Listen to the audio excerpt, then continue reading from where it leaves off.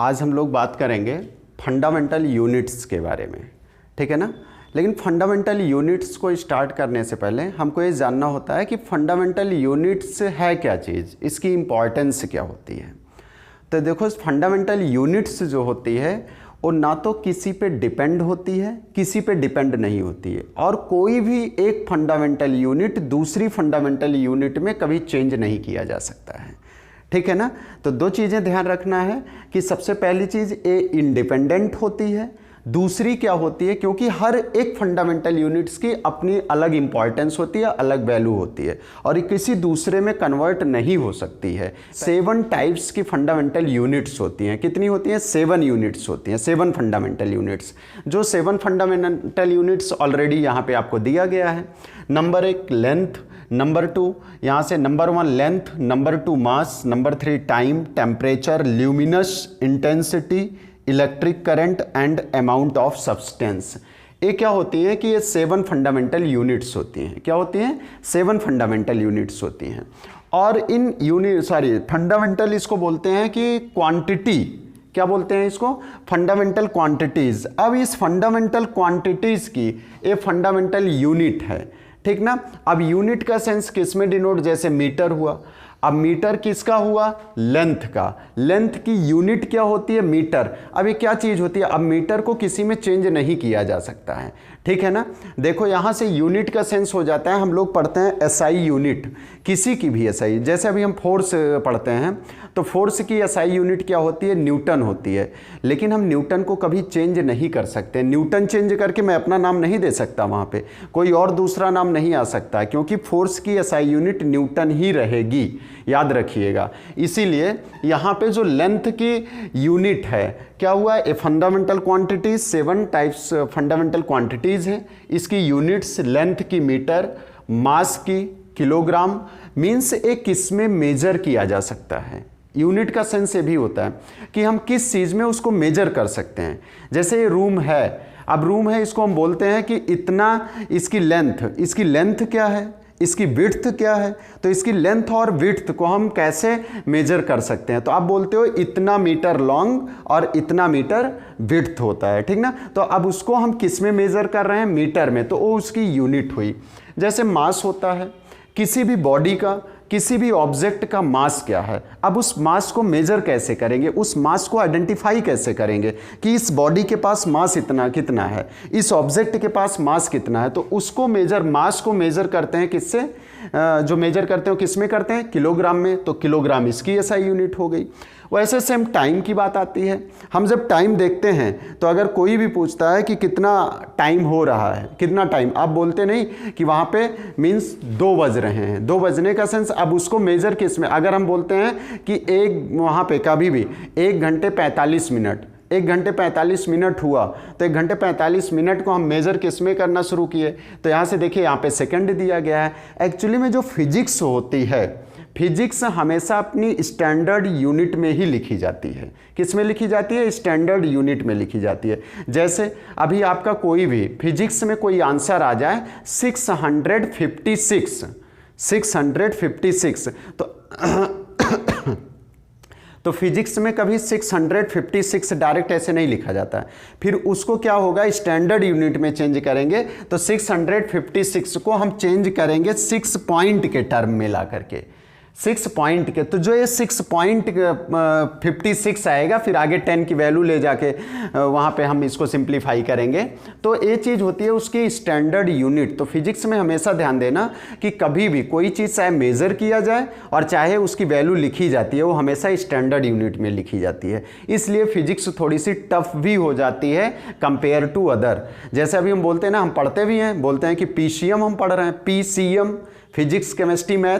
तो भाई फिजिक्स तो सबसे पहले आ गई, और जब फिजिक्स सबसे पहले आ गई तो सबसे टफ फिजिक्स हुई, ठीक ना। लेकिन बड़ी क्या कहते हैं, इंटरेस्टिंग भी होती है। इसमें बड़ा लॉजिक होता है, हर एक लाइन का अपना अलग अलग लॉजिक होता है, ठीक ना। अपने अलग अलग उसकी वैल्यू होती है, ये नहीं है, ठीक ना। तो यहाँ पे ध्यान दो। तो यहाँ पे ऐसा नहीं है कि अगर मेरा आ गया कि 4 × 20 तो 4 × 20 = 80। अब 80 को भी हम स्टैंडर्ड यूनिट में लिखेंगे, ठीक ना, ये चीज़ ध्यान दीजिएगा।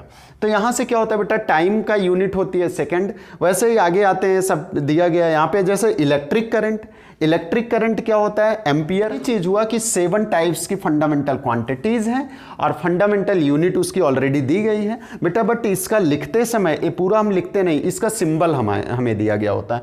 जैसे मीटर का एम, किलोग्राम का केजी, सेकंड का एस, केल्विन का के, कैंडला का सीडी, एम्पियर का ए और मोल का एमओएल।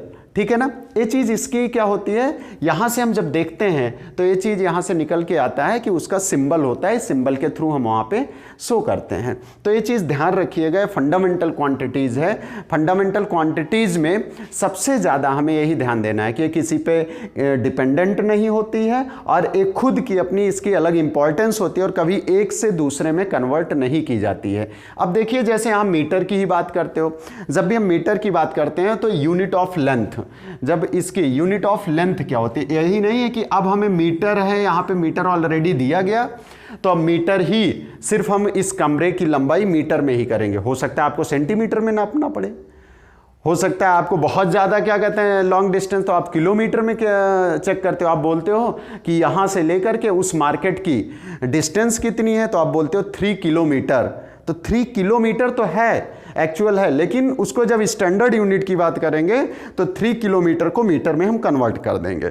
ठीक है ना, तो 3 किलोमीटर को मीटर में कन्वर्ट करेंगे तो क्या हो जाएगा 3000। लेकिन जब भी ध्यान देना, आप यहाँ से अब स्टैंडर्ड यूनिट की बात कर रहे हैं, जैसे कहीं पे भी दिया गया 3 किलोमीटर। अब 3 किलोमीटर को जब अब हमें स्टैंडर्ड यूनिट में लिखना है तो यहाँ पे इसको क्या लिखोगे, इस टर्म को ध्यान दीजिएगा, इस टर्म को यहाँ पे लिखोगे 3000 मीटर। अब 3000 मीटर भी अगर देखा जाए तो इसकी स्टैंडर्ड यूनिट अगर यहाँ पे देखा जाए तो नहीं होती है। ठीक ना, इसको हम क्या लिखेंगे 3 × 10⁻³ मीटर, ये चीज़ लिख देंगे। कोई भी आंसर फिजिक्स में इस टाइप से लिखा जाता है, ना कि इस टाइप से लिखा जाता है। ठीक है ना, एक चीज़ आई ध्यान देना। तो चलो आगे अगर जैसे हम बात कर तो आगे देखते हैं इसको कि यूनिट ऑफ लेंथ की बात। जैसे जब यूनिट ऑफ लेंथ की बात करते हो कि अब देखो कोई चीज़ की जब डिस्टेंस, किसी चीज़ की लेंथ को जब मेज़र करना होता है तो उसको हम किलोमीटर में कर सकते हैं, मीटर में कर सकते हैं, मिलीमीटर में कर सकते हैं, पिकोमीटर में कर सकते हैं, फेरोमीटर में कर सकते हैं, बहुत सारी चीज़ों में हम पता कर सकते हैं। तो उस यूनिट ऑफ लेंथ, लेंथ की यूनिट कितनी होती है, अगर हम मिलीमीटर देखो 1 millimetre is equal 10⁻³ metre. Means हमें हमेशा जो लिखना होता है मेरी स्टैंडर्ड यूनिट वो मीटर में होती है। तो जितनी भी यूनिट लेंथ की होती हैं उसको मैंने कन्वर्ट कर दिया मीटर में। जैसे 1 millimetre is equal 10⁻³ metre, 1 centimetre is equal 10⁻² metre, और यहाँ से 1 nanometre is equal 10⁻⁻9 metre, 1 angstrom means क्या होता है 10⁻10 मीटर, 1 पिकोमीटर क्या होता है यहाँ से 10⁻11 मीटर। इस तरीके से सारी चीज चली जाती है। अब यहाँ पे ध्यान दीजिएगा, इस सारी की सारी यहाँ पे 1 फेरोमीटर होता है, ठीक है ना। उसके आगे 1 LY जो दिया गया है ये होता है बेटा लाइट ईयर। क्या होता है light year, 1 light year is equal 9.46 × 10⁻15 metre होती है। क्लियर। और 1 एस्ट्रोनॉमिकल यूनिट, वहाँ पे जब एस्ट्रोनॉमिकल यूनिट की बात करते हैं तो 1.496 × 10⁻11 होती है। क्लियर। अब इसके बाद यहाँ से सारी यूनिट्स दी गई है, लेकिन इसमें जो यूनिट दी गई है इस पे कभी डायरेक्ट क्वेश्चन भी पूछ लिया जाता है कि डिफाइन द 1 लाइट ईयर, कि 1 लाइट ईयर क्या होती है। ठीक ना। डिफाइन द एस्ट्रोनॉमिकल यूनिट, जब एस्ट्रोनॉमिकल यूनिट को डिफाइन करना होता है तो इसको डिफाइन करो और राइट द वैल्यू ऑल्सो, उसकी वैल्यू भी लिखना होता है। तो इन दोनों को डिफाइन करने में देखिएगा। अब लाइट ईयर क्या होती है, सबसे पहली चीज कि what do you mean by light year. तो लाइट ईयर होती है कि the distance covered by the light in 1 year. ठीक ना, एक साल में उसके थ्रू, लाइट के थ्रू जो डिस्टेंस कवर्ड की जाती है। ठीक ना, लाइट के थ्रू। अब लाइट की स्पीड क्या होती है, गेस कर लो, 3 × 10⁸ मीटर पर सेकेंड होती है। तो वही कह रहा है कि the distance covered by the light in 1 year. तो वो डिस्टेंस, हमें तो डिस्टेंस ही निकालनी है ना, that is called light year. अब जब एस्ट्रोनॉमिकल यूनिट की बात करते हैं तो एस्ट्रोनॉमिकल यूनिट की बात होती है the distance between the centre of the earth to the centre of the sun. Centre of the, फिर से the distance between centre of the earth to the centre of सन।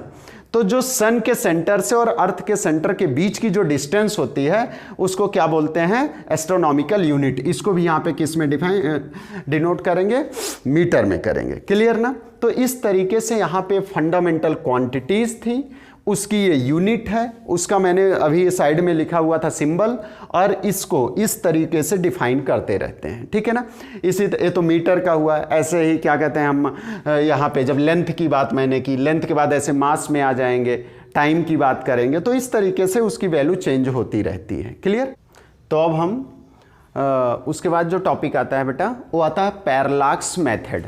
अब पैरालैक्स मेथड जो होता है बड़ा ही इंपॉर्टेंट टॉपिक होता है, और क्या कहते हैं जस्ट उसी के बाद आता है, जैसे फंडामेंटल यूनिट्स के बाद हम लोग पढ़ते हैं पैरालैक्स मेथड के बारे में। अब क्या होता है कि पैरालैक्स मेथड, ध्यान दीजिएगा, अभी तो यहाँ पे इसकी डेफिनेशन लिखी हुई है, बट डेफिनेशन से पहले सुनिएगा कि पैरालैक्स को समझने की कोशिश करिएगा। यहाँ पे जो डेफिनेशन लिखी वो अपने आप अभी समझ में आ जाती है, लेकिन पैरालैक्स क्या होता है देखिएगा। कभी भी कोई भी सामने अगर कोई एक बैनर लगा हो, कोई एक सामने बैनर लगा हो, और उस बैनर पे कोई एक लाइन ड्रा कर दो, कोई एक लाइन ड्रा कर दो। जैसे मान लो यहीं पे है, अब आप लोग वहाँ पे बैठे हो ना, अब यहाँ पे मैंने एक लाइन ड्रा कर दिया, ए लाइन, ध्यान दो यहाँ से। जैसे ही अब इस लाइन को देखना है, अब देखिए पहले मैं एक प्रैक्टिकली आपको बता देता हूँ, तब आप उस पर खुद से प्रैक्टिकल करिए, प्रैक्टिकली इसको देख सकते हो। होता क्या चीज़ है, सपोज दैट मेरे सामने एक लाइन लगी हुई है, इस तरीके की मेरी एक लाइन यहाँ पे सामने रखी हुई है। यहाँ पे ये जो चौक है ये क्या है, बिहेव एज अ लाइन। अब इस पर क्या करते हैं, इसको हम देखते हैं। अगर दोनों तरफ से हम, दोनों आंखें मेरी खुली हुई हैं, इस टाइम में दोनों आइज़ मेरी ओपन है, तो इस साइड में हम क्या देखते हैं, मेरे इसके पीछे सब कुछ वैसे दिख रहा है एज इट इज़, जैसे है, कोई दिक्कत नहीं है। लेकिन जैसे ही हम अपनी वन आइज़ क्लोज करते हैं, दूसरी इसको लेकर के आते हैं, इसको अपनी आँख के सामने जहाँ पे भी रखते हैं, तो ये उस बैनर पे, इसके पीछे जो बैनर की पोजीशन है, इसके पीछे जो पोजीशन है, तो वो पोजीशन जहाँ पे भी बन रहा है उसको पॉइंट आउट कर लेते हैं। ध्यान देना। ऐसे ही मान लो वहाँ पे एक पॉइंट मैंने लगा दिया, जहाँ पे इसके पीछे अब कुछ हिडन पार्ट दिख रहा है, हिडन इमेज दिख रही है, वो पॉइंट है। और जैसे ही इस आइज़ को फिर से ओपन करते हैं, इसको मैंने ओपन किया, अब इसको मैंने क्लोज कर दिया। इसको जैसे मैंने क्लोज किया और इसको ओपन किया, तो अब इसके पीछे जो पॉइंट था वो इधर शिफ्ट हो गया, वो इस साइड में शिफ्ट हो गया। ध्यान देना। अब इसके लिए एक एक्सपेरिमेंट साथ में करिएगा सब लोग, ध्यान दीजिएगा। अपनी आँख के सामने अपनी फिंगर लगाओ और फिंगर इसके सामने, ध्यान दो। अपनी लेफ़्ट आइज़ को क्लोज करो, जैसे मैंने लेफ़्ट आइज़ को क्लोज किया, ध्यान देते रहिएगा। और लेफ़्ट आइज़ इसको ऐसे इसके सामने दिख रहा है ना, मेरी उसमें दिख रहा है ना मेरी सीन, यहाँ से देखो अब कि क्लियर हो रहा है ना बेटा। अब जैसे मैंने अपनी फिंगर को ऐसे सामने लगा दिया और राइट आइज़ मेरी ओपन है और लेफ़्ट क्लोज है, इस साइड में क्या हो रहा है कि जो लाइन वहाँ पे ड्रा है बोर्ड पे, वो लाइन क्या हो रही है, इसके पीछे छिप जा रही है।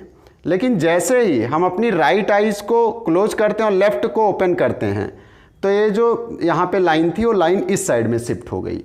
आप कहने का सेंस, एक बार कोई भी लाइन ड्रा करो, उसके पीछे कोई एक पॉइंट रख दो, एक आंख से देखोगे तो उसके पीछे जो पॉइंट है जहाँ पे भी हिडन हो रहा है वहाँ पे शिफ्ट कर लो, ठीक है ना, शिफ्ट हो गया।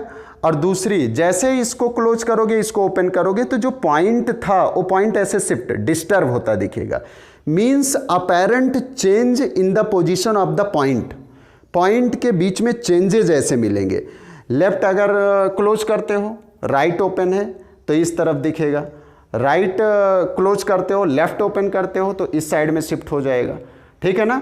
आप इसको प्रैक्टिकली देख सकते हो, समझ में आ रहा है ना भाई, सामने प्रैक्टिकल करो, सामने दिया गया है, यहाँ पे ड्यान दो।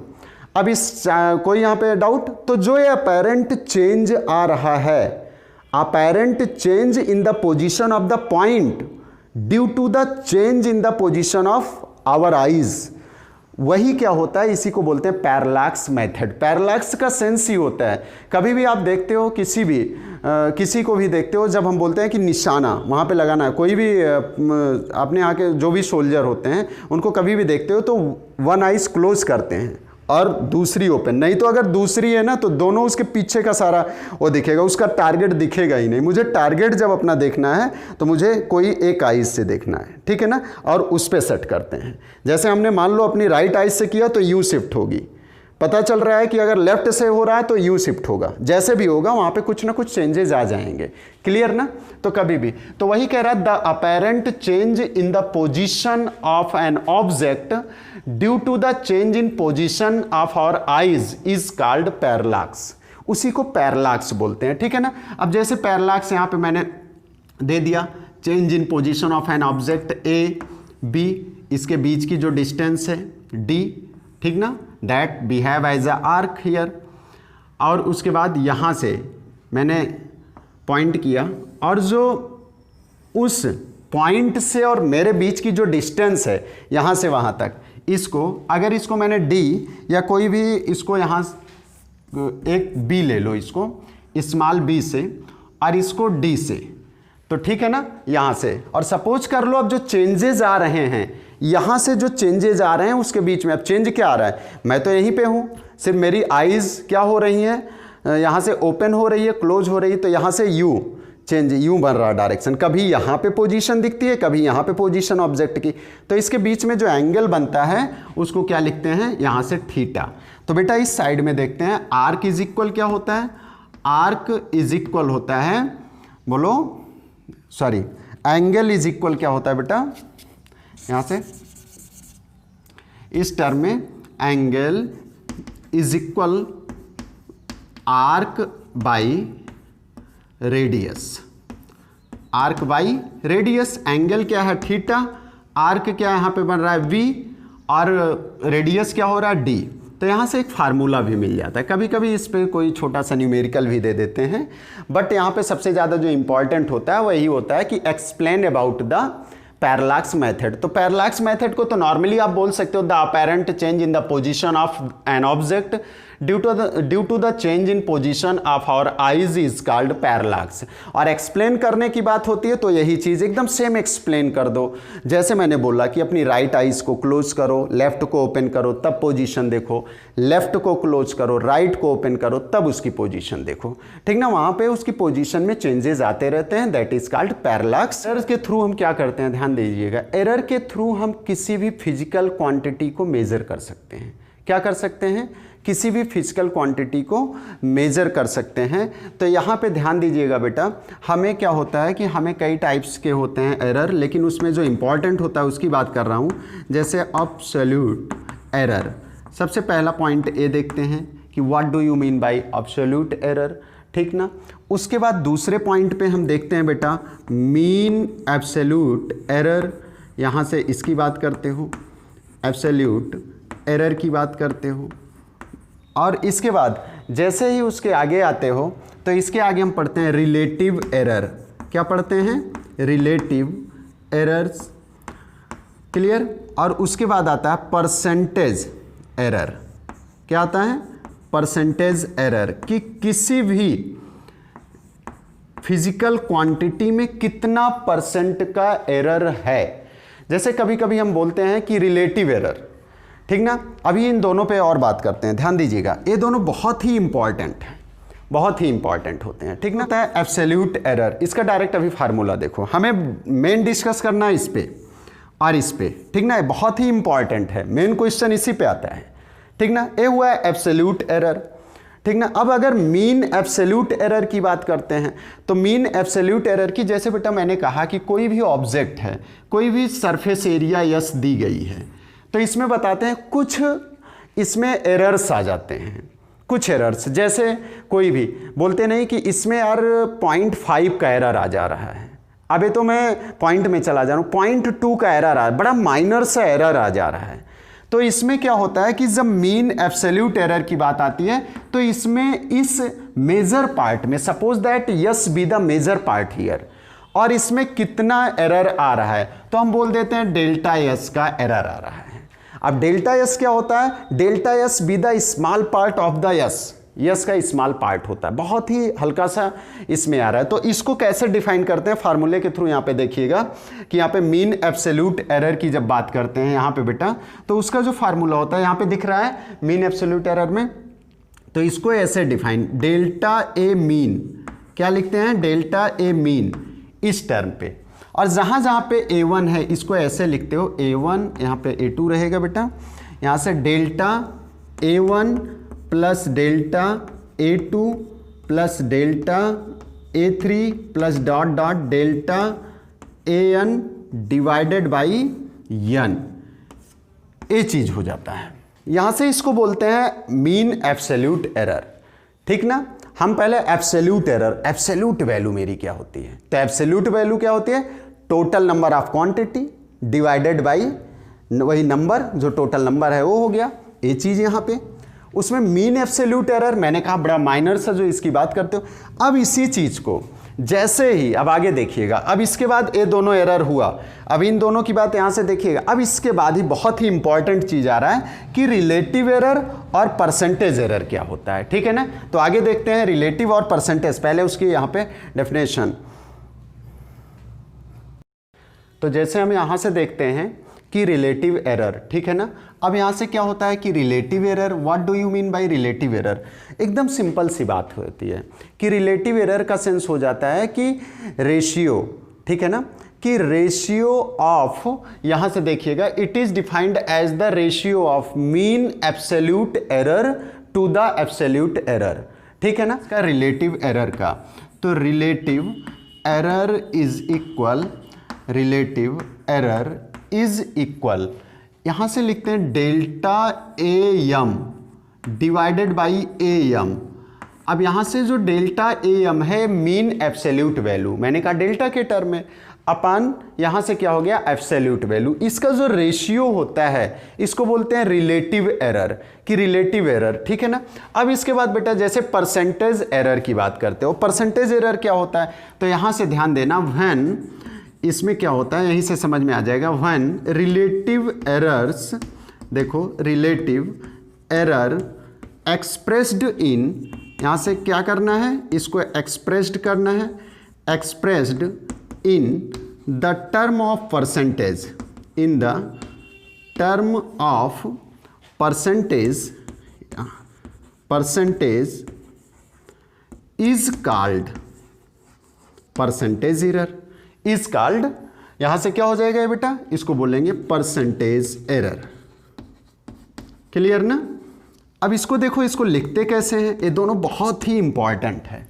परसेंटेज एरर इज इक्वल, जैसे यहां पे अब percentage error is equal delta A M divided by A M, but expressed in percentage, ध्यान देना है, मल्टीप्लाई बाय 100, ठीक ना। इसको क्या बोलते हैं, परसेंटेज एरर बोलते हैं।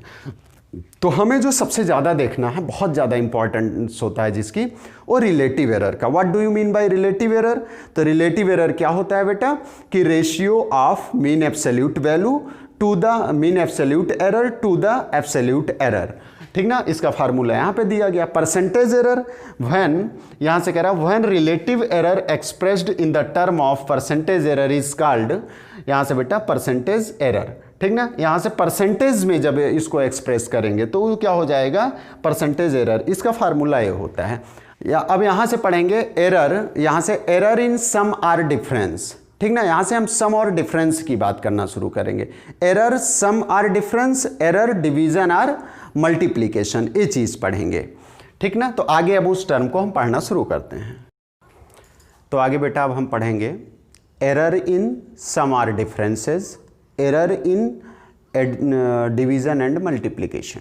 हम डिवीजन और मल्टीप्लीकेशन के टर्म में और सम और डिफरेंसेस के टर्म में अब हम पढ़ेंगे। चलो ठीक है बेटा, सपोज करिए, let you have given a function, I question Y is equal A plus B, clear. If, अब यहीं से मान लो एक फंक्शन दे दिया गया, एक इक्वेशन दे दिया गया Y is equal A plus B, if uncertainty, if uncertainty in measurement in measurement A and V is delta A and delta B respectively.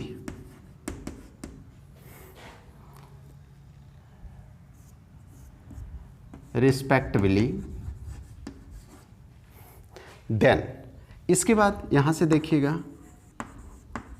Then अब यहां से हमने कहा कि आपको एक इक्वेशन दिया गया y is equal A plus B, और उसमें जो एरर आ रहे हैं, जो एरर आ जा रहा है वो डेल्टा ए और डेल्टा बी का एरर आ जा रहा है। तो फिर क्या होगा, यहाँ पे देखो मैंने सपोज किया कि y में जैसे आपको कोई भी अमाउंट दिया गया, 100 का अमाउंट दिया गया, अब बोल दें कि उसमें कुछ एरर आ रहा है। अब एरर का सेंस ये हो रहा है, मैंने कुछ एरर बोल दिया तो हो सकता है वो एरर प्लस में भी जा रहा हो, 100 एग्जैक्टली ना हो सकता है 100.5 हो रहा है या 98.7 हो रहा है। तो अगर 98.7 हुआ इसका सेंस -0.3 का एरर आ गया, और अगर 100.5 हुआ इसका सेंस क्या हो गया, +0.5 का एरर आ गया। क्लियर ना? तो इसको बोलते हैं कि एरर, ठीक ना, उस चीज़ को बोलते हैं कि एरर। तो यहाँ से देखिएगा, इसको हम क्या कर रहे हैं कि इसको हम लिख सकते हैं, अगर y is equal A plus B, अगर a प्लस बी में कोई चेंज आया तो ऑटोमेटिक उसका टोटल अमाउंट भी चेंज हो जाएगा, टोटल अमाउंट भी चेंज हो जाएगा। तो वैसे हम इसको क्या लिखते हैं, y is equal delta Y, ठीक ना। इसका कहने का सेंस ये होता है कि अभी देखिएगा, जैसे हमें 3 लोगों से कुछ पैसे कलेक्ट करने हैं, एक से 500, एक से 1500 और एक से 2000 रुपीज़। तो अगर इसके अकॉर्डिंग देखा जाए, तीनों के अकॉर्डिंग, तो मेरे को मिलना चाहिए 4000 रुपीज़। कितना मिलना चाहिए? 4000 रुपीज़। लेकिन अगर 500 वाला पता चला 490 दिया, 1500 वाला क्या किया, 1450 रुपीज़ दिया, 2000 वाला 1990 रुपीज़ दिया, तो जो टोटल अमाउंट मेरे पास आएगा 4000 से तो माइनस हो जा रहा है ना, 4000 में भी कुछ ना कुछ वेरिएशन आ रहा है। कहने का सेंस, किसी में एक चेंज आने का सेंस हुआ कि मेरे में भी चेंज आ जाएगा। तो सेम वही, अगर y is equal A plus B दिया गया, a प्लस बी में यहाँ पे चेंजेस अगर आ रहे हैं तो ऑटोमेटिक y में आएगा। लेकिन क्या होगा, मैंने क्या लिखा, y is equal plus minus delta Y. In next term attention here, a plus delta, यहाँ पे ध्यान देना, डेल्टा a और in bracket b plus minus delta v। अब ए एरर जो आ रहा है, जो उसमें चेंज आ रहा है, वो प्लस भी हो सकता है, माइनस भी हो सकता है। वो किस पे डिपेंड करेगा कि इधर जो हमें पैसे जो दे रहे हैं वो लोग हमको प्लस में करके दे रहे हैं या माइनस में करके दे रहे हैं, वो उस पे डिपेंड करता है। क्लियर ना? तो उसी पे डिपेंड होता है। यहाँ से देखिए अभी नेक्स्ट टर्म बेटा, y plus minus delta Y is equal, अब इसको जैसे ओपन करते हैं, then you can write in first bracket a plus B, और यहाँ से बेटा क्या हो जाएगा, plus minus delta a plus delta b, ये चीज़ हो जा रहा है। क्लियर ना? अब इसके आगे और चलते हैं। अगर यहाँ से हम आ जाते हैं y is equal from equation first से, कहाँ से आ जा रहे हैं, इक्वेशन फर्स्ट से, और यहाँ पे हम अगर देखते हैं तो हमें क्या दिख गया, y is equal A plus B. तो भैया यहाँ a प्लस बी की जगह पे हम y लिख सकते हैं।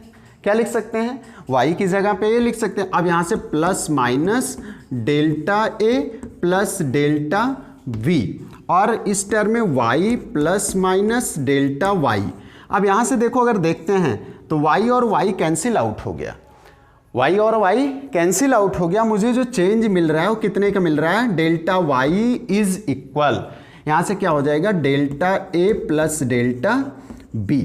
आपको ये वैल्यू यहाँ से मिल गई। Any doubt? आपको एक इक्वेशन ये था, दूसरा इक्वेशन ये मिल गया, ठीक ना। अब यहाँ से मैं कह सकते हैं मेरा एब्सोल्यूट था, उसके बाद मीन एब्सोल्यूट के टर्म में आ गया। अब जो उसमें एरर आ गया वो कितना एरर आ रहा है, delta Y is equal delta A plus delta B.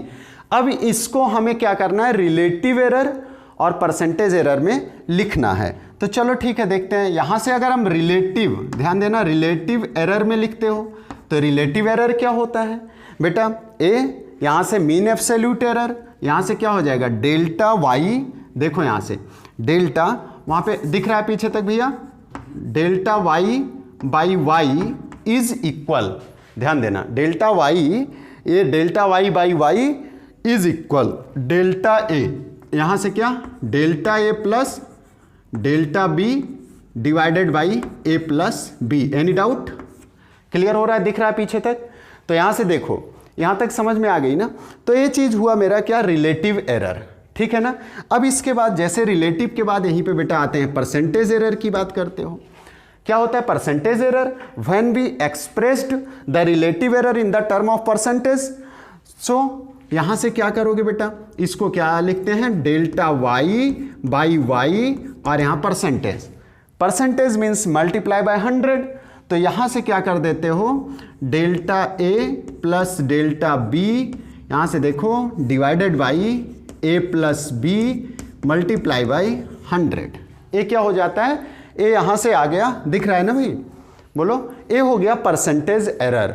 तो इसी चीज को बोलते हैं error in sum or differences. और बेटा मैंने जो बताया सबसे ज्यादा, यहां से नहीं कंफ्यूज होना है कि डेल्टा वाई, सर ने तो बोल दिया डेल्टा ए और डेल्टा वी दिया ऑलरेडी, बट डेल्टा वाई, तो डेल्टा वाई का टर्म वही है कि जब इसकी वैल्यू में चेंज आएगा तो ऑटोमेटिकली इसकी वैल्यू में चेंज आ ही जाएगा।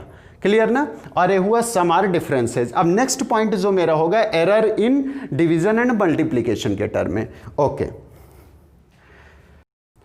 तो अभी क्या कहते हैं, अब ध्यान देना, जैसे error in product or division, अभी इससे पहले हम लोग क्या पढ़े कि सब्ट्रैक्शन और एडिशन के टर्म में वहाँ पे पढ़ रहे थे। अब यहाँ पे क्या पढ़ेंगे, प्रोडक्ट, यहाँ पे sorry error in product and division. Suppose that, अब देखिए यहीं से आपको दिया गया y is equal A into B, वहाँ पे क्या था, अभी इसके पहले y is equal A plus B था, ठीक है ना। अब यहाँ से y is equal A into B के टर्म में आ गया। अब इसको भी देखिएगा कि जब भी यहाँ पे भी मैंने वही चीज़ ले लिया कि ए में सपोज दैट डेल्टा ए और बी में डेल्टा बी का चेंज आ रहा है, तो भैया जब डेल्टा ए और बी में चेंज आएगा तो ऑटोमेटिकली वाई में चेंज आएगा। बेशक हम प्रोडक्ट और डिवीजन पढ़ रहे हैं, लेकिन प्रॉफिट और लॉस हमेशा प्लस और माइनस में होता है।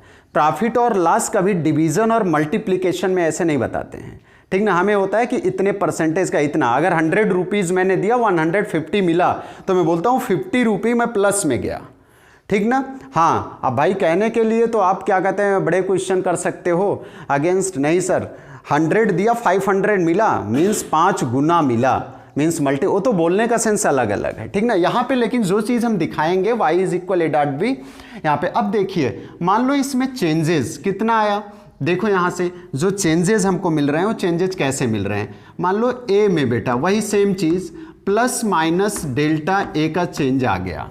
मैंने फिर से बताया कि प्लस माइनस का सेंस मुझे प्रॉफिट भी हो सकती है, लॉस भी हो सकता है, या फिर मैं ये बोल सकता हूँ कि जो एरर आ रहा है वो प्लस में भी हो सकता है, माइनस में भी हो सकता है, ठीक है ना। यहाँ से ध्यान देना, इनटू, यहाँ पे इनटू, तो यहाँ से बेटा B plus minus delta we.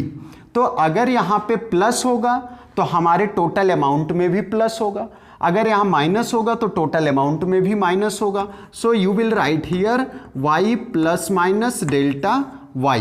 Any doubt?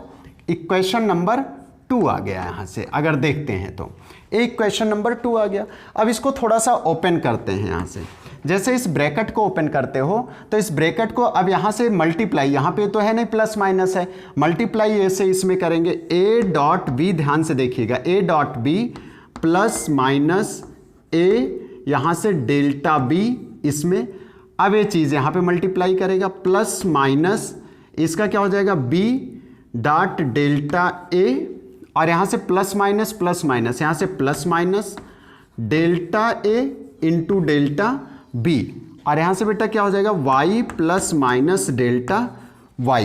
Clear ना? अब ये चीज़ देखो, जो यहाँ से टर्म आ गया, यहाँ से delta A and delta B, इसको थोड़ा ध्यान दीजिएगा। Since delta A delta B are very small, इसकी वैल्यू बहुत ही कम है, बहुत ही छोटा होता है, और जब भी हम इसमें जो एक निग्लेक्जिबल वैल्यू के टर्म में आता है उसको हम क्या करते हैं, उसको कैंसिल आउट कर देते हैं। क्या कर देते हैं? कैंसिल आउट कर देते हैं, ठीक है ना। तो यहां से कैंसिल आउट हुआ। अब उसके आगे जो टर्म में हमें मिल रहा है वो क्या मिल रहा है, y plus minus delta Y is equal A dot B. अब इसमें देखो इन दोनों टर्म में प्लस माइनस कॉमन ले लो, इन ब्रैकेट बेटा ए डेल्टा बी और यहाँ से प्लस यहाँ से बी डेल्टा ए, इस चीज़ को लिख सकते हो। क्लियर। अब जहाँ पे ए डॉट बी है, ए डॉट बी की जगह पे हम क्या लिख सकते हैं, अगर देखो ए डॉट बी तो ए डॉट बी को यहाँ से चले आओ, यहाँ से जैसे ही लेते हो तो ए डॉट बी को हम डायरेक्ट यहाँ से वाई लिख दे रहे हैं। क्या लिख दे रहे हैं, वाई लिख दे रहे हैं, ठीक है ना, क्योंकि फ्रॉम इक्वेशन फर्स्ट। और बेटा वाई से वाई क्या हो गया, कैंसिल आउट हो गया, और जब वाई से वाई कैंसिल आउट हो गया तो मेरा डेल्टा वाई इज इक्वल क्या यहाँ पे मिल रहा है, a delta b plus b delta a. अब यहाँ से हमें एक इक्वेशन और मिल गया, इक्वेशन नंबर 2 मैंने वहाँ ले लिया था तो इक्वेशन नंबर 3 हो गया, ठीक ना। अब हमें एक इक्वेशन मिल गया जो यहाँ से ऑब्सोल्यूट वैल्यू और इसको बोल देते हैं कि मीन ऑब्सोल्यूट वैल्यू आ गई। अब जब हमें यहाँ पे दोनों चीज़ें मिल गई यहाँ पे, तो इसके थ्रू हम क्या निकालेंगे, एरर, रिलेटिव एरर और परसेंटेज एरर निकाल लेते हैं। तो देखो यहाँ से जब भी हम फिर से वही बता रहे हैं कि जब हम रिलेटिव एरर की बात करते हैं तो रिलेटिव एरर इतनी बार मैंने बोला, आपको याद हो जाना चाहिए कि द रेशियो, रिलेटिव एरर क्या होता है, is defined as the ratio of mean absolute error to the absolute error. अब जब मीन एब्सोल्यूट एरर क्या हो जाएगा, delta y upon y. Delta y की वैल्यू यहाँ से क्या हो जा रही बेटा, a delta b plus b delta a. दिख रहा है पीछे, बोलो दिख रहा है ना, हाँ ठीक। यहाँ से ए चीज़ क्या आ जा रहा है, ए डॉट बी, सॉरी यहाँ से इसको देखिएगा, इसको यहाँ से आ जाएगा ए डॉट बी। क्लियर। ए हमें आ गया रिलेटिव एरर के टर्म में, ठीक है ना, ए हो गया रिलेटिव एरर। अब इसी के बाद जैसे ही हम आगे चलते हैं परसेंटेज एरर के टर्म में, परसेंटेज एरर में क्या हो जाएगा, delta Y by Y into 100, ये चीज़ आ गया। अब इसको इसी पे फिर से लिख देते हैं इसके टर्म में, यहाँ से a delta b plus b delta a upon a dot b into, दिख रहा है पीछे वहाँ, यहाँ से इंटू क्या कर देंगे यहीं पे, इंटू 100। क्लियर ना, उसके पीछे इंटू 100 वो हो जाता है परसेंटेज एरर, ठीक ना। तो यहाँ से हमें क्या कंफर्म हो जाता है कि error in product or division. Clear, कोई डाउट किसी को। यहाँ से हम अभी जो पढ़ रहे हैं, अभी सबसे पहले हम लोगों ने क्या पढ़ा, फिर से रिमाइंड कर, यहाँ से रिपीट करते हो और माइंड में सेट कर लो कि मैंने 7 फंडामेंटल क्वांटिटीज़ पढ़ी और उन 7 फंडामेंटल क्वांटिटीज़ की मैंने वहाँ पे यूनिट पढ़ी और उसका सिंबल क्या था। और उस फंडामेंटल क्वांटिटीज़ में 2 सबसे इंपॉर्टेंट चीज़ आई थी, लाइट ईयर और एस्ट्रोनॉमिकल यूनिट। लाइट ईयर क्या होता है और एस्ट्रोनॉमिकल यूनिट क्या होता है, इसको हम लोगों ने कंफर्म किया। देन उसके बाद जो टॉपिक था मेरा पैरालैक्स मेथड, मैंने पैरालैक्स की बात की कि what do you mean bye parallax method. I think सबको कंफर्म होना चाहिए कि पैरालैक्स मेथड क्या है। अपनी आंख की प्रैक्टिस कर लेना, ऑटोमेटिक आपको पैरालैक्स मेथड आ जाएगा। क्लियर ना, कोई डाउट। 2 चीज़ें हो गई। तीसरी चीज़ हम एरर पे आ गए। एरर पे जब मैंने पढ़ा तो मैंने कहा एरर में जो 4 मेन यहाँ पे एरर हैं उसको हमने पढ़ा। इस एरर्स में मेरा यूज़ कहाँ पे है, तो 4 एरर्स में absolute error, mean absolute error, relative error and percentage error. और वो क्या होता है सबके टर्म में, उसके फार्मूले और वहाँ से छोटा सा इसका डेरिव। अब इस पे क्या होगा, नेक्स्ट जो हमारी क्लास होगी ये टोटल इसका यूज़ कैसे होगा कि how to use relative error and percentage error, ठीक है ना। इसको कैसे यूज़ करते हैं इसको हम देखेंगे अब न्यूमेरिकल के टर्म में, ठीक ना। ओके, तो आगे हम देखते हैं। जैसे आपको 2 क्वेश्चन दिया गया है बेटा, यहाँ से सबसे पहले क्वेश्चन में देखते हैं, क्योंकि अभी जैसे मेरा टॉपिक एरर कंप्लीट होता है तो जो भी क्वेश्चंस होंगे वो एरर से रिलेटेड होंगे। बट सबसे पहले क्वेश्चन जो है उस क्वेश्चन को देखते हैं। आपके सामने दिया गया है 2 resistance R1 is equal 100 ± 3 ohm and R2 is equal 200 ± 4 ohm are connected in series, what is their equivalent resistances. तो ये बड़ा ही सिंपल होता है। इसमें क्या होता है कि आपको पता होता है कि सीरीज कम्बिनेशन का जो फार्मूला होता है क्या होता है, इसको देखिएगा सबसे पहले जैसे R is equal R1 plus R2, ये सीरीज कम्बिनेशन का फार्मूला हुआ। तो जैसे ही इसमें दिया गया, इस फार्मूले पे क्या करते हैं, जो भी वैल्यू दी गई है एज इट इज़ रख के उसको ऐड कर लेते हैं, और एरर और उसका जो एब्सोल्यूट वैल्यू होती है दोनों अलग अलग रहेगी। देखिएगा यहाँ पे जैसे आपको दिया गया R1 is equal you have given here 100 plus minus 3 ohm, and next term R2 is equal to you have given 200 plus minus 4 ohm. Clear, आपको ये दिया गया। अब क्या करते हैं, इस वैल्यू को हम ऐड कर लेते हैं। तो ये होता है कि इसको बोलते हैं एब्सोल्यूट वैल्यू।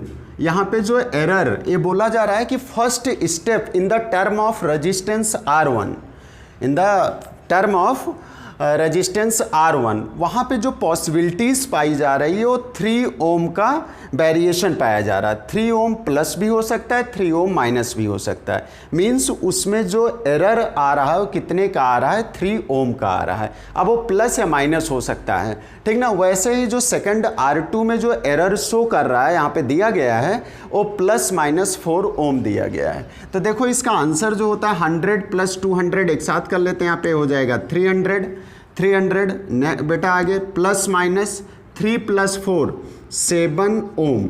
इसका सेंस ये हो गया जब हम उसका मल्टीप्लिकेशन, जब इसका हम एडिशन करते हैं तो इसका जब रिजल्टेंट निकालते हैं तो हमें जो रिजल्ट मिल रहा है टोटल जो रेजिस्टेंस आया वो 300 ओम आया। कितना आया, 300 ओम। बट इस 300 ओम में क्या है कि पॉसिबिलिटीज़ पाई जा रही है कि 7 ओम प्लस माइनस हो सकता है। क्या हो सकता है, 7 ओम का एरर हो सकता है। एक क्वेश्चन तो ये रहा। अब दूसरा क्वेश्चन आप अपने सामने देखो, लिखा गया है यहाँ पे, ऑलरेडी आपको दिया गया, the resistance R is equal V by I, because also you know that from ohm's law V is equal IR। तो यहाँ पे दिया गया R is equal V by I, where volt V is equal this.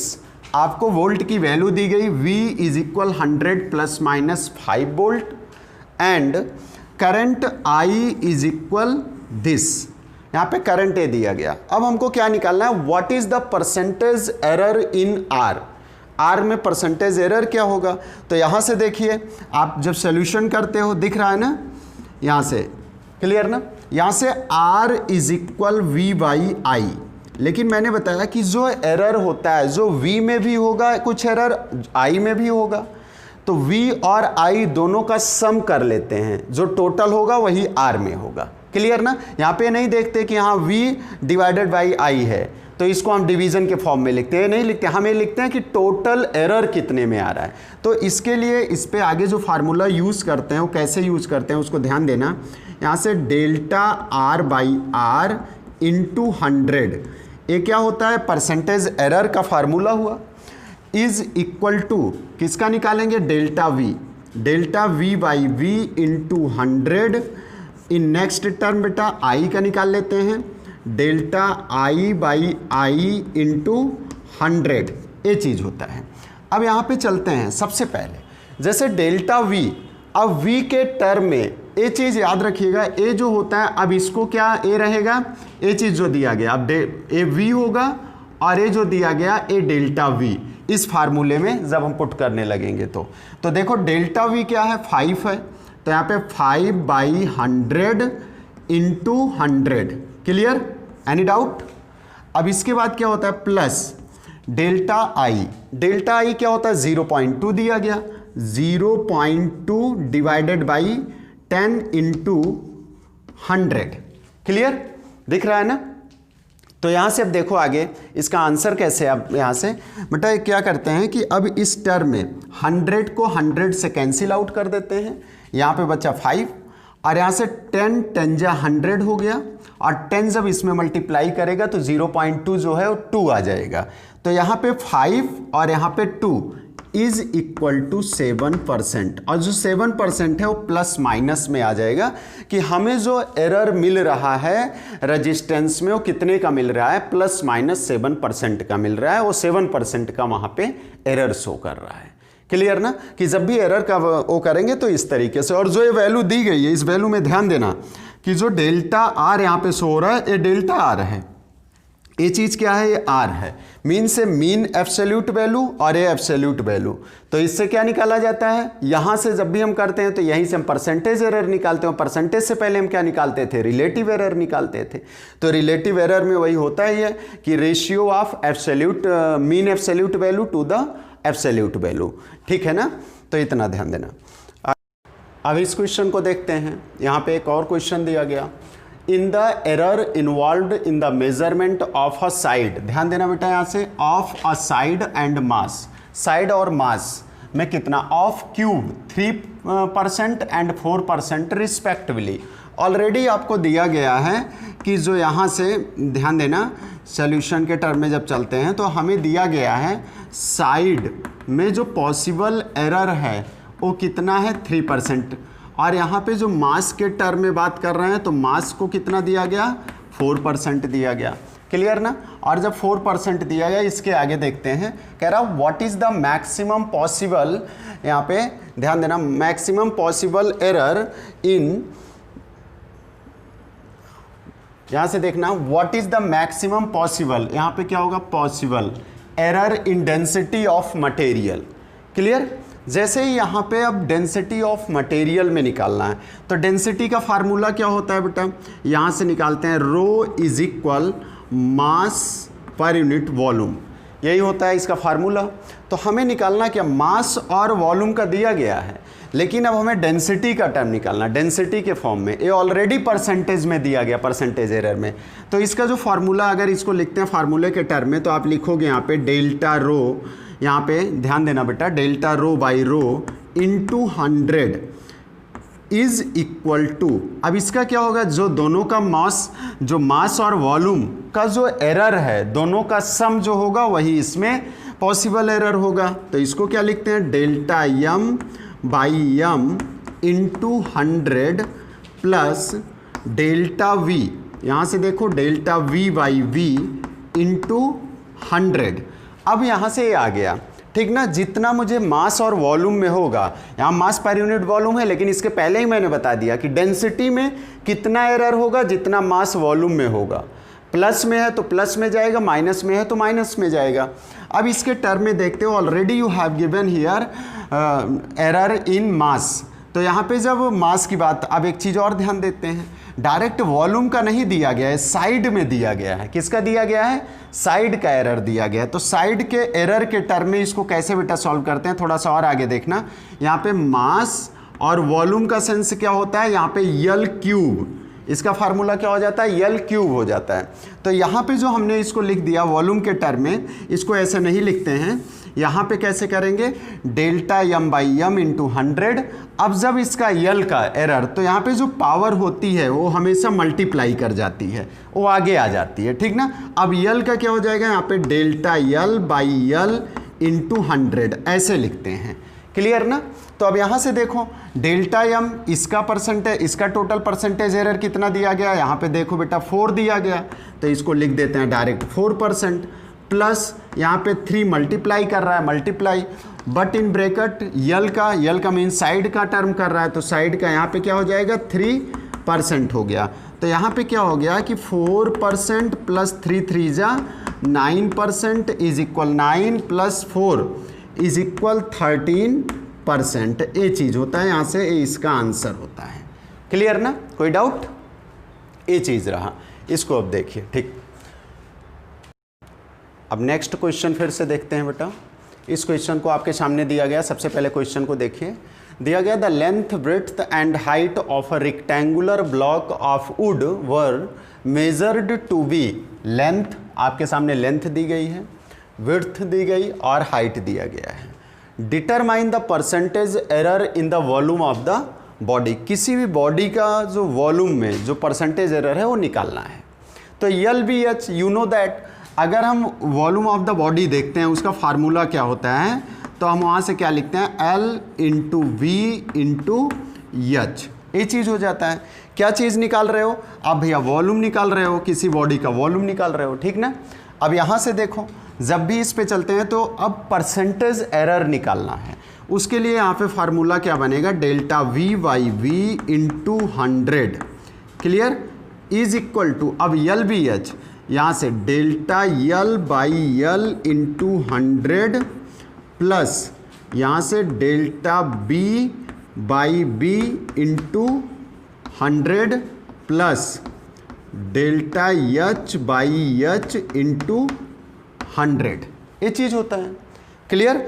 अब इसके term में जो value यहाँ पे दी गई है, अब देखो डेल्टा यल के मैंने अभी पिछले न्यूमेरिकल में बताया कि डेल्टा यल और यल मीन्स, अब यहाँ पे यल दिया गया, डेल्टा यल ए हो जाएगा और यल ए हो जाएगा, ठीक है ना। तो यहाँ से देखो 0.02 divided by 12.13 into 100, clear, plus in next term delta B के टर्म में यहाँ पे क्या आ रहा है 0.01, यहाँ पे 0.01 divided by delta B by B, तो यहाँ से 8.16 इंटू 100 प्लस, अब नेक्स्ट टर्म में ये चीज़ आ गया यहाँ से 0.01 डिवाइडेड बाई 3.46 इंटू 100, क्लियर, कोई डाउट।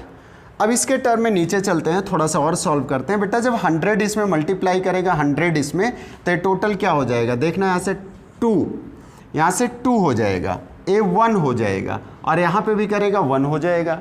लेकिन यहाँ से पॉइंट दिया गया, यहाँ भी पॉइंट दिया गया 2 डिजिट के पहले 2, अब ये 2 हुआ, यहाँ से जब मल्टीप्लाई किया 2 हुआ। अब यहाँ से क्या हो जाएगा, ए जब रिमूव होगा पॉइंट तो यहाँ पे 100 मल्टीप्लाई भी करेगा। मीन्स फाइनली जैसे इसको आप सॉल्व करोगे तो आपको मिलेगा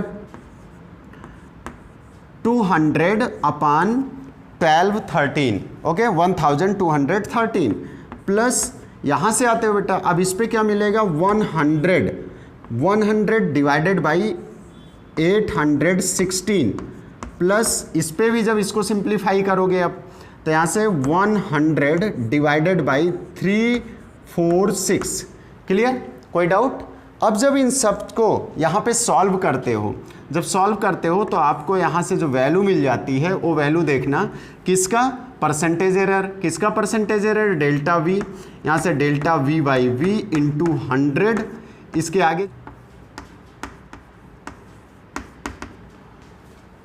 जैसे यहाँ से इसको जैसे जैसे सॉल्व करोगे, जब सॉल्व करोगे तो यहाँ पे इसकी वैल्यू स्टेप में लेंथ की, विड्थ की और हाइट की आ जाएगी। और इसको जब सम कर लेते हैं तो 575, इसको राउंड फिगर में कर देते हैं तो बेटा जो हमें एरर आ रहा है, जो मेरा आंसर आ रहा है वो कितना आ रहा है, वो यहाँ से आ जाता है 0.58% आ जाता है, क्लियर ना।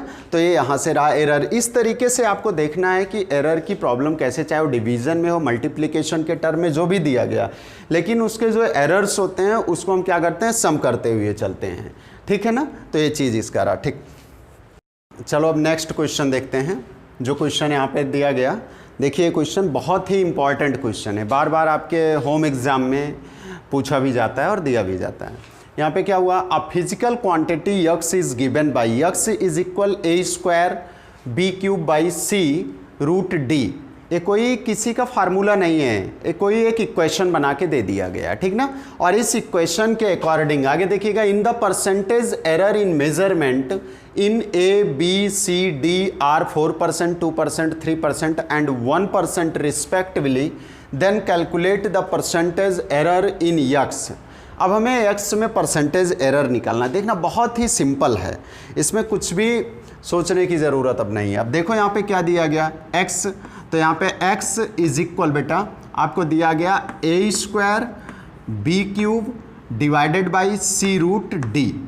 ऐसे रूट डी को हम क्या लिख सकते हैं, डी का फॉर्म यहाँ पे बना सकते हैं, यहाँ से 1/2 कर सकते हैं। देखो अब करते हैं अगले स्टेप में, यहाँ पे डेल्टा यक्स बाई यक्स हमें परसेंटेज एरर निकालना है इंटू 100 इज इक्वल, दिख रहा है कि नहीं है कलर, यहाँ से अब देखो डेल्टा ए बाई ए। अच्छा हाँ, एक चीज़ और देखना बेटा, मैंने आपको बताया था जो पावर होती है हमेशा वो मल्टीप्लाई कर जाती है। तो इसके आगे थोड़ा सा इसको और इसके सिंपलेस्ट फॉर्म में लिखते हैं, a square B cube divided by C d to power 1/2 भी लिख सकते हो।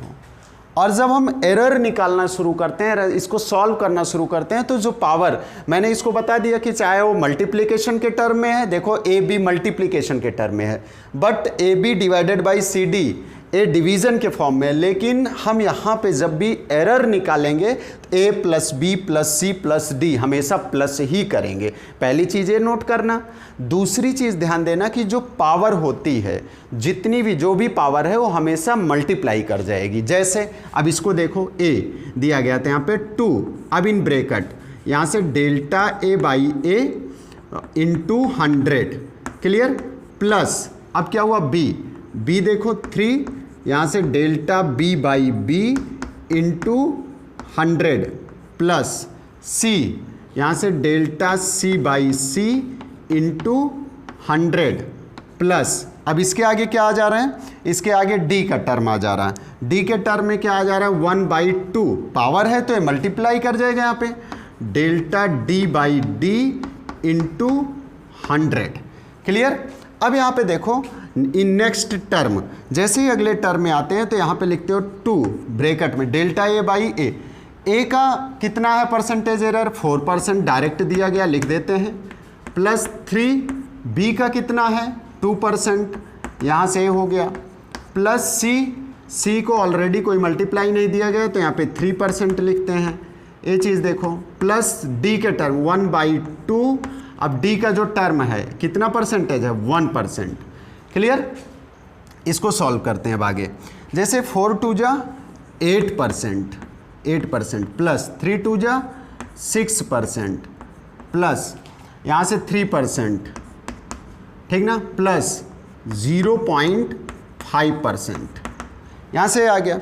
यहाँ से जो हम सॉल्व करते हैं देखो 8 6 14 14 3 17 और 0.5, तो बेटा मेरा जो फाइनल आंसर आया वो 17.5%। यहाँ से जो आंसर मेरा आ रहा है 17.5% का एरर हमको मिल रहा है, क्लियर ना।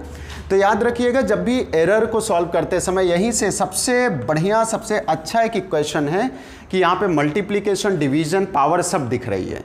तो याद रखिएगा कि जो भी पावर होती है वो पावर हमेशा मल्टीप्लाई के टर्म में आती है, और चाहे वो टर्म डिवीजन हो चाहे मल्टीप्लिकेशन में हो, जैसे ए बी सी डी दिया गया सब ऐड होते हैं, ठीक ना, इसी को एरर, यहाँ पे एक फाइनल रिजल्ट, क्लियर। अब हम लोग आगे पढ़ेंगे यहाँ से, इसके बाद जो मेरा अगला लेक्चर होगा वो लेक्चर होगा डायमेंशनल फार्मूला पे।